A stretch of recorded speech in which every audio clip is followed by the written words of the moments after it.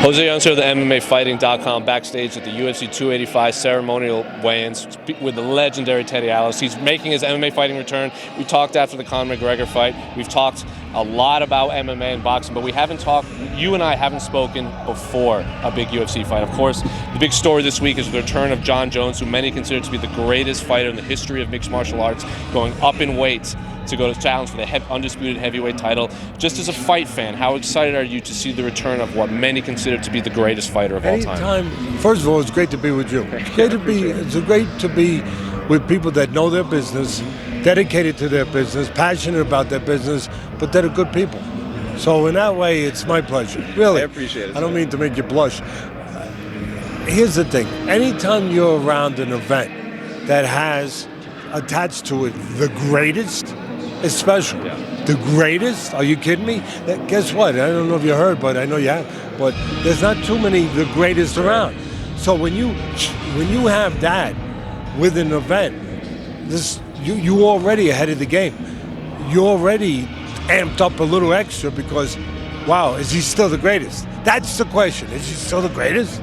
And there's so much here that I think some people might not even be recognizing, even from my business, where I come from, where you have an Exhibit A. If we were in a courtroom, a lawyer would say, well, let me point to Exhibit A. And Exhibit A here, for me, would be Muhammad Ali, the greatest. And he was off 3.5 years, a little more, but he had 2 tune-ups real quick, condensed in a short period of time, like 4 months, which was crazy. But he came back, he fought the top heavyweight, guy named Joe Frazier, and he didn't win.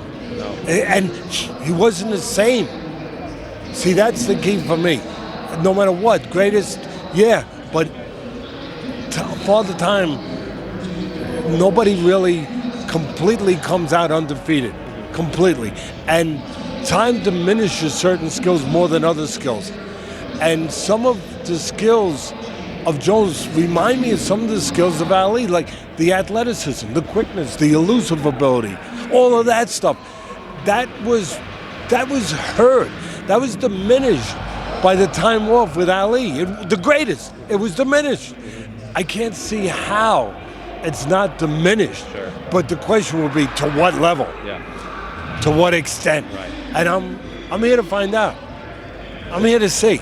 Well, to go off of that, in your world of boxing, fighters like Mike Tyson, Floyd Mayweather, Tyson Fury, they took these long layoffs. They came back and still found success at a very high level. When you watch Jon Jones, you see Jon Jones, do you see the same type of athlete that can take this long layoff, come back right into a championship fight, and just pick up where he left off?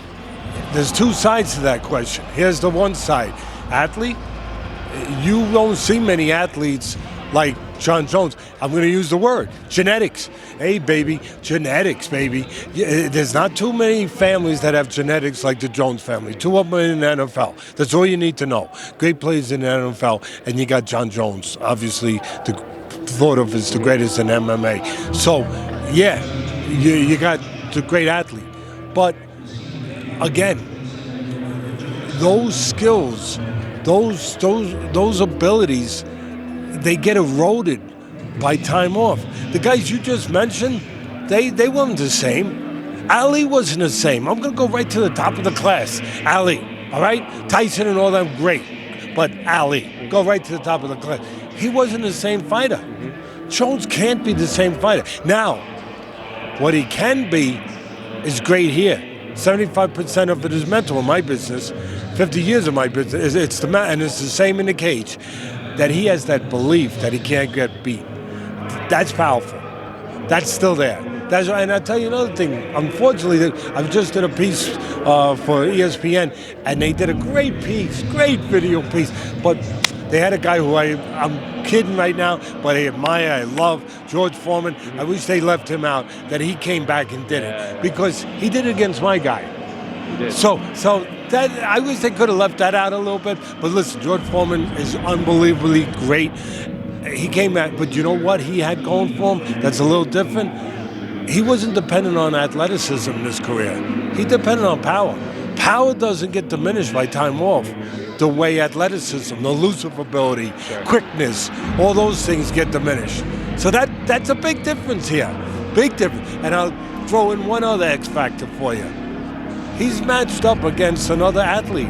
Ngannou, strong, good, great, terrific, but very, very strong, but not as finesseful, as sophisticated in some areas, if you would, but as graceful or as athletic as Gane. Hey, that's a problem. He's got to face a guy that he can't just say, okay, even though I've been away a little, I'd still be more athletic than this guy. This guy's athletic. So he matches him, and he hasn't been away. At the end of the day, I always say in my business, it comes down to geography. Yeah. Go see a real estate agent, Yeah. And location. Who gets the geography they need to use their talents to the best?